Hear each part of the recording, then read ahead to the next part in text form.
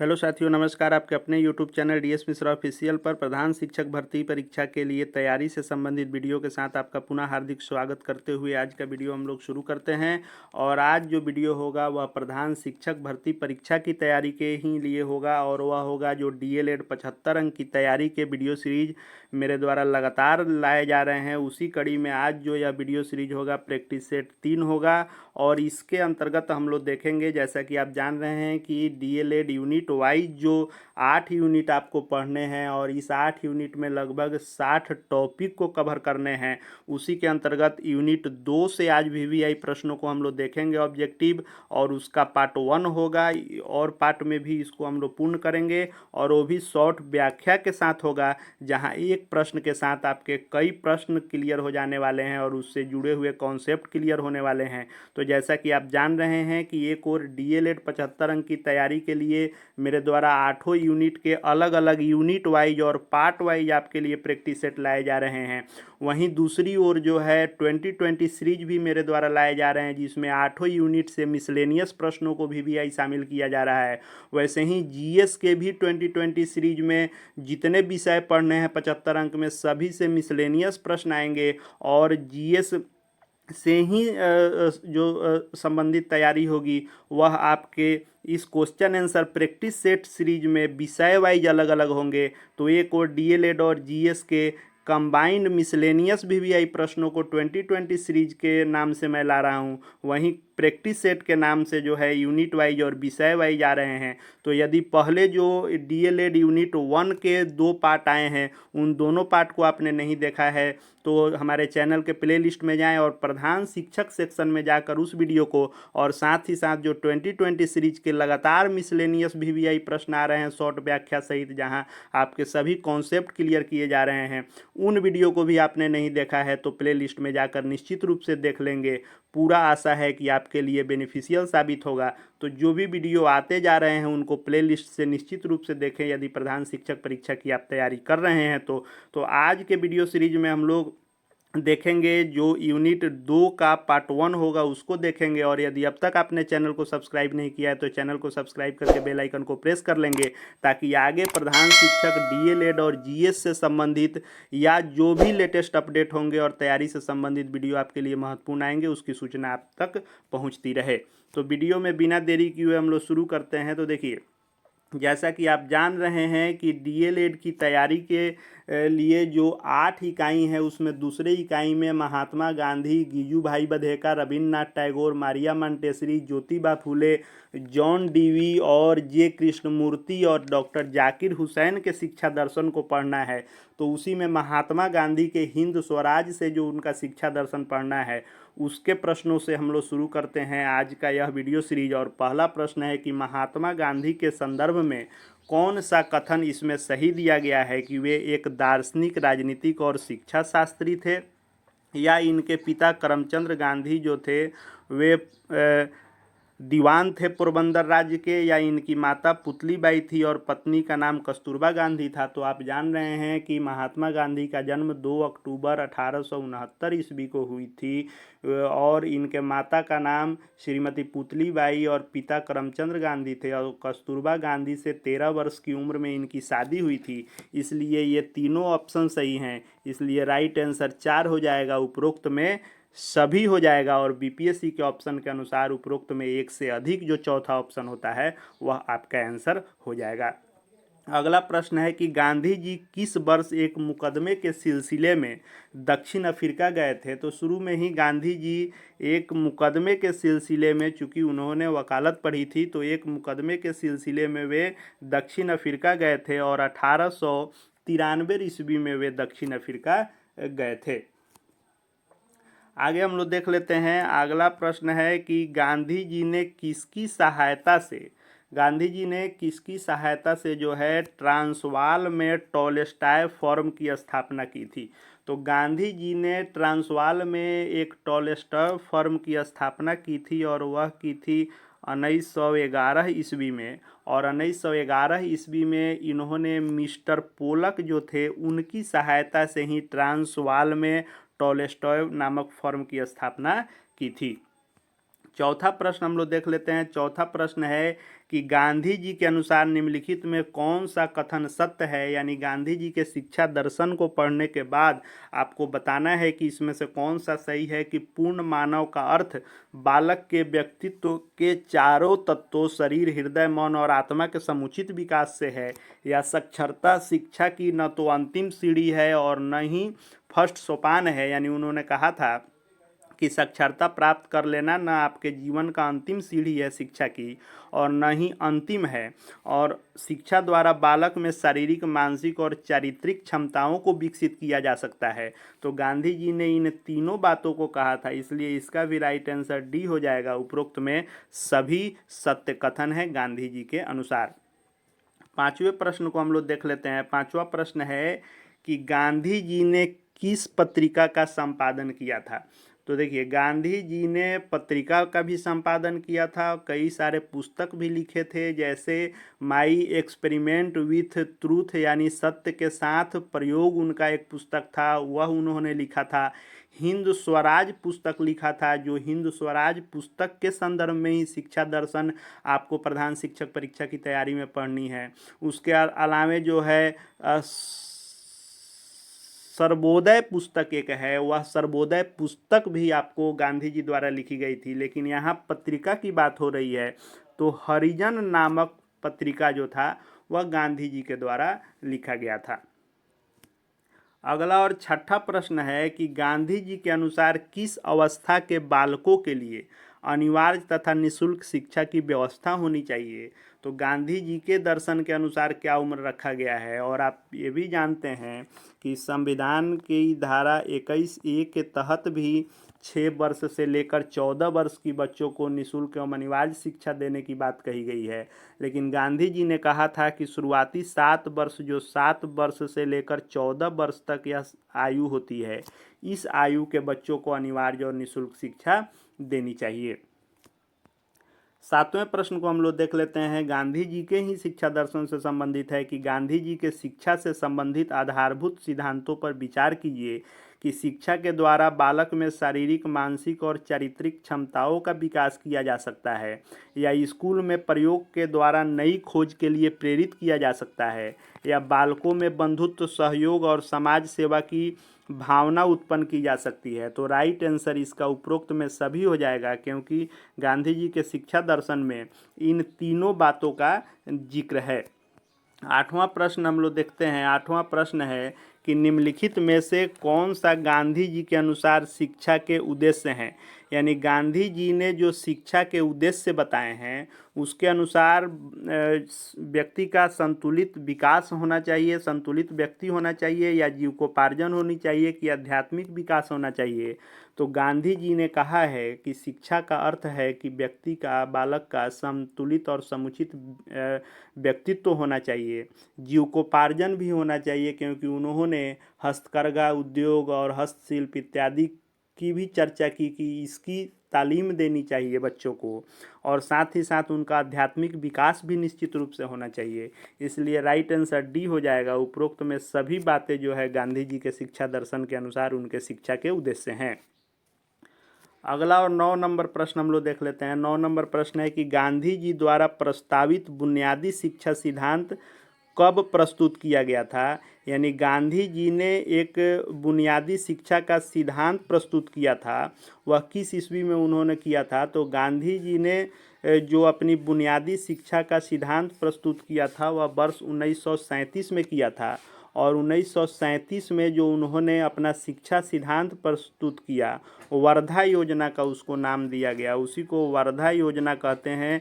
जो वर्ष 1937 में उन्होंने अपना शिक्षा सिद्धांत प्रस्तुत किया, और वर्धा योजना जो उन्होंने लाई, उस समिति के अध्यक्ष डॉक्टर जाकिर हुसैन बनाए गए थे, और डॉक्टर जाकिर हुसैन के अध्यक्षता में जो वर्धा योजना लाई गई थी वह महात्मा गांधी के प्रयास से वर्ष 1937 में लाई गई थी। अगला और 10 नंबर प्रश्न है कि गांधी जी के शिक्षा के विचार के संदर्भ में कौन सा कथन असत्य है।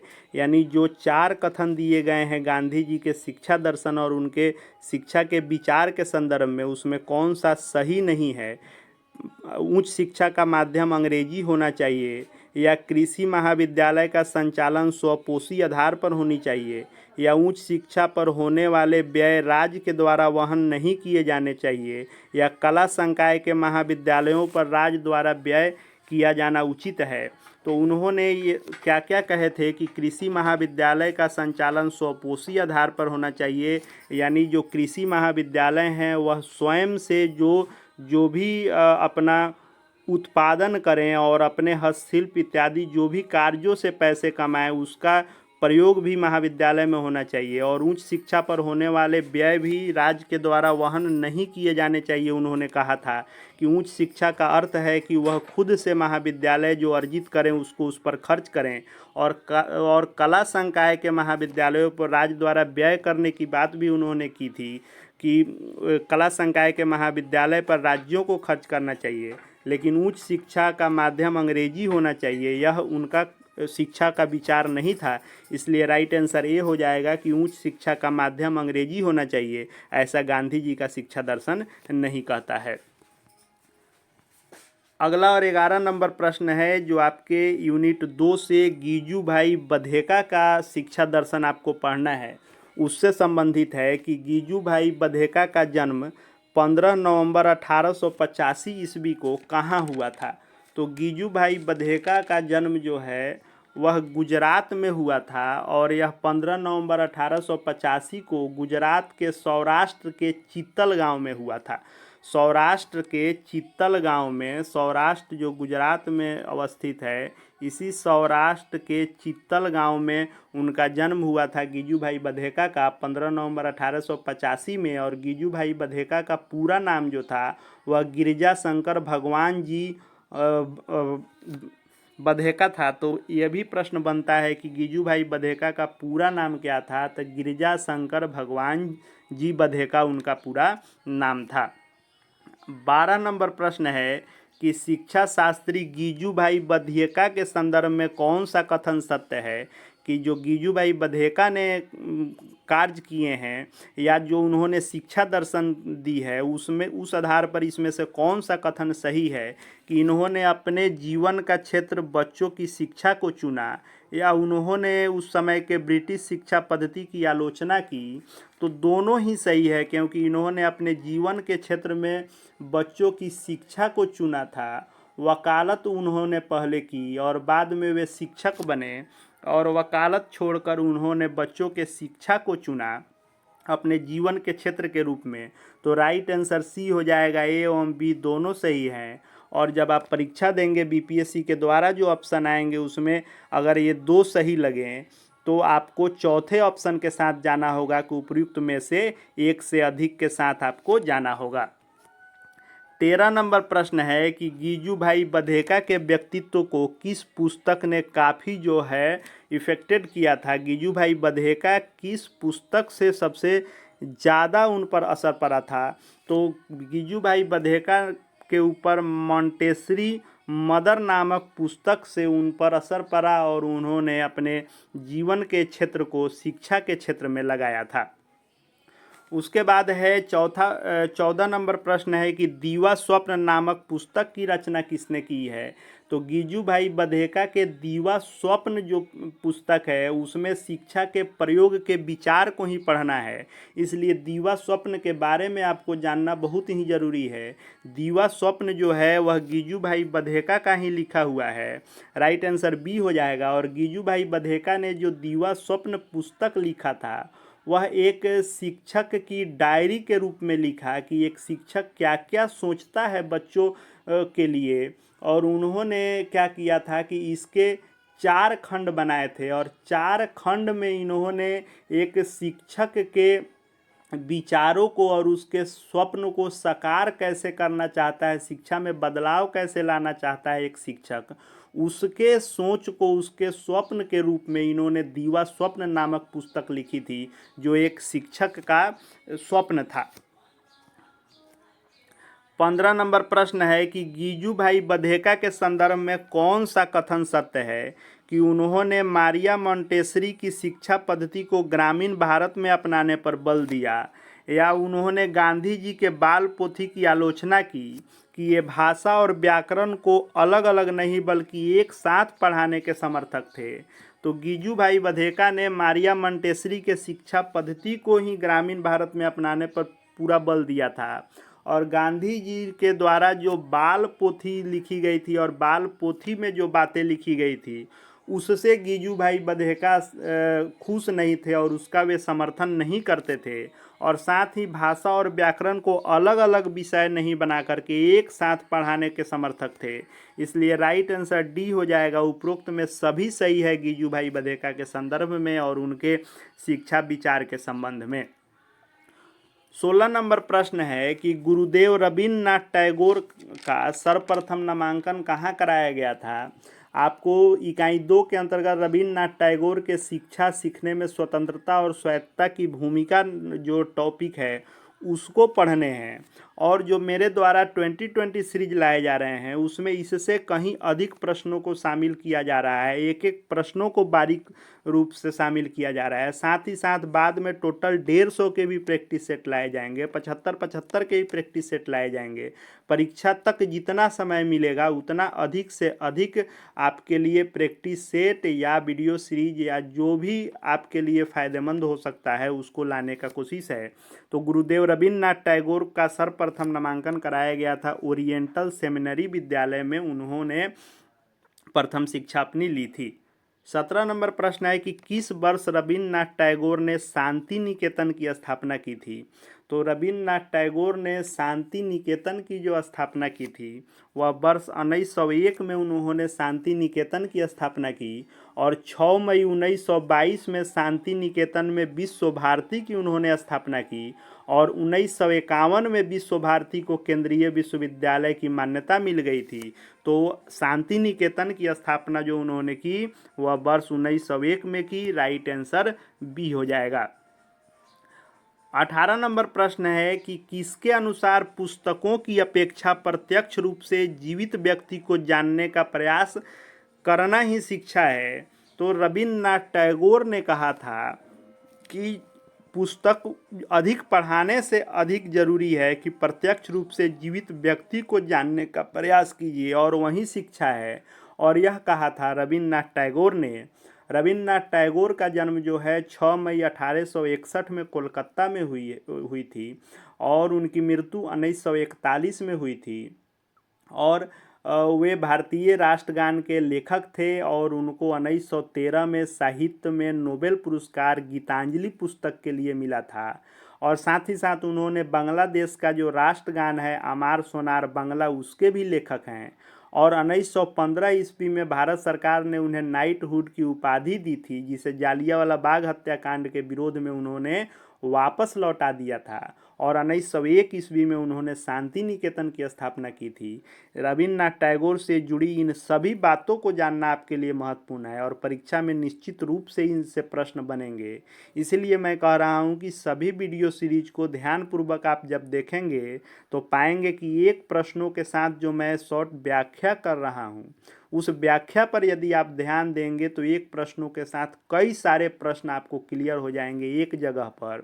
इसलिए जो भी वीडियो सीरीज लगातार मेरे द्वारा लाए जा रहे हैं और आगे जो लाने की कोशिश है वह सभी आपके लिए महत्वपूर्ण आ रहे हैं और आएंगे भी। इसलिए चैनल से आप जुड़ेंगे और चैनल से जुड़ने के बाद आप निश्चित रूप से प्ले लिस्ट में जा कर के सभी वीडियो को देखते रहेंगे। निश्चित रूप से आपको बहुत ही फायदा मिलेगा। 19 नंबर प्रश्न है कि टैगोर के अनुसार कौन सा शिक्षा का उद्देश्य है। यानी रवींद्रनाथ टैगोर ने जो शिक्षा का उद्देश्य बताया है उसके अनुसार शारीरिक विकास उद्देश्य है शिक्षा का, कि बौद्धिक विकास है, कि राष्ट्रीयता का विकास है, कि ये सभी हैं। तो टैगोर के अनुसार शिक्षा के ये सभी उद्देश्य हैं। राइट आंसर डी हो जाएगा। उपरोक्त में एक से अधिक और शारीरिक विकास, बौद्धिक विकास और राष्ट्रीयता का विकास सभी इनके द्वारा बताए गए शिक्षा के उद्देश्य हैं। 20 नंबर प्रश्न है कि मोंटेसरी शिक्षा पद्धति के प्रतिपादक कौन हैं। तो मोंटेसरी शिक्षा पद्धति के जो प्रतिपादक हैं वे हैं मारिया मोंटेसरी। और आपको इकाई 2 के अंतर्गत मारिया मोंटेसरी के ग्रहणशील मन पुस्तक से विकास के क्रम को पढ़ना है। जिसमें मैडम मारिया मांटेसरी ने जो है विकास के क्रम की 3 अवस्थाएं बताई हैं और सभी अवस्थाओं से भी प्रश्न बन रहे हैं जो 2020 सीरीज में निश्चित रूप से भी शामिल किए जा रहे हैं। और इसमें भी आगे और जो अगला पार्ट आएगा उसमें मारिया मांटेसरी से जुड़े हुए और प्रश्नों को शामिल किया जाएगा। तो मांटेसरिया शिक्षा पद्धति के जो प्रतिपादक हैं वो हैं मैडम मारिया मांटेसरी, और इनका जन्म जो है 1870 ईस्वी में हुआ था। मारिया मांटेसरी इटली की एक चिकित्सक और शिक्षा शास्त्री थीं, जिनके नाम से ही शिक्षा की मांटेसरी पद्धति का विकास हुआ था। तो मांटेसरी शिक्षा पद्धति मैडम मारिया मांटेसरी ही इसकी प्रतिपादक हैं, और इनके एक ग्रहणशील मन पुस्तक से जो बच्चों के विकास का क्रम है, यानी 3 अवस्थाएं हैं, पहला जो जन्म से 6 वर्ष होता है उसमें क्या क्या होता है उसके बारे में पढ़ना है। दूसरी अवस्था 6 से 12 वर्ष तक होती है, उसमें क्या क्या परिवर्तन होते हैं उन सब चीज़ों को पढ़ना है।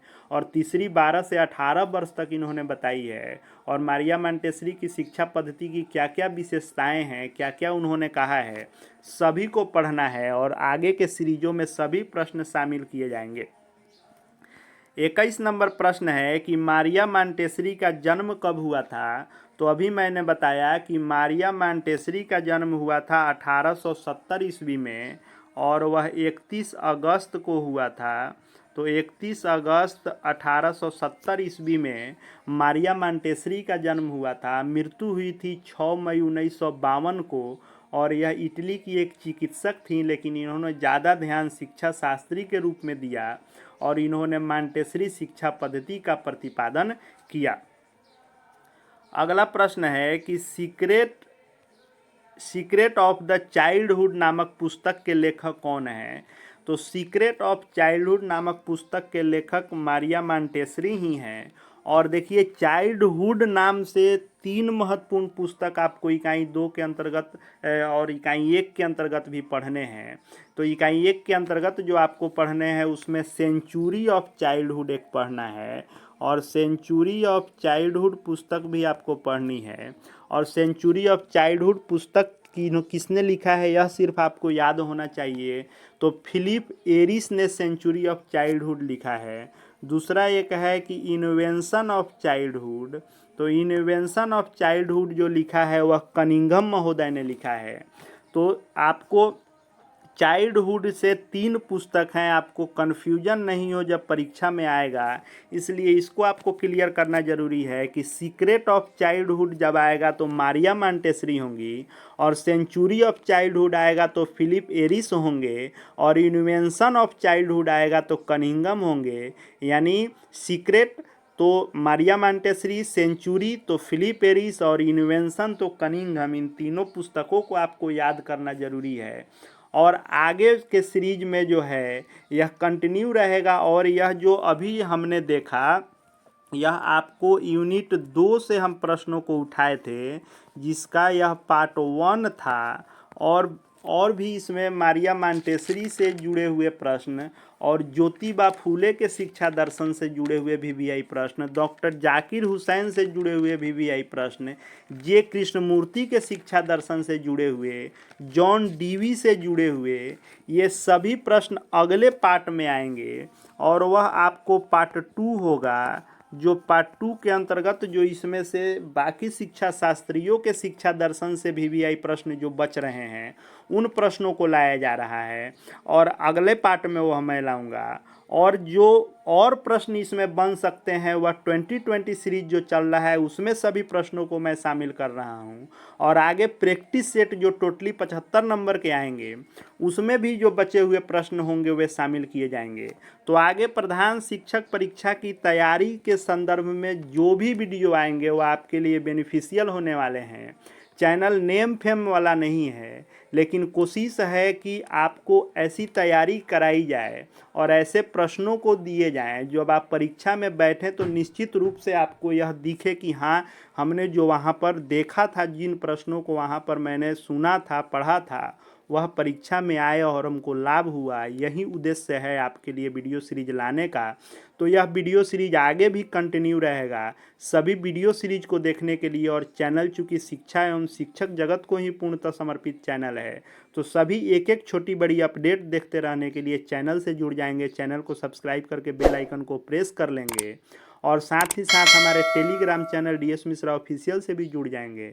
वहाँ शिक्षा एवं शिक्षक जगत की सभी महत्वपूर्ण सूचनाएं आपको PDF इत्यादि मिलते रहते हैं। आज के इस यूनिट 2 के पार्ट 1 को हम लोग यहीं विराम करते हैं। मिलते हैं अगले यूनिट और अगले पार्ट में। फिलहाल इसी यूनिट का जो दूसरा पार्ट होगा वहीं अगला वीडियो आएगा, और ऐसे ही सभी यूनिट का पार्ट वाइज वीडियो आते रहेगा। फिलहाल इस वीडियो को यहीं हम लोग विराम देते हैं। इस वीडियो को देखने के लिए आपका बहुत बहुत धन्यवाद।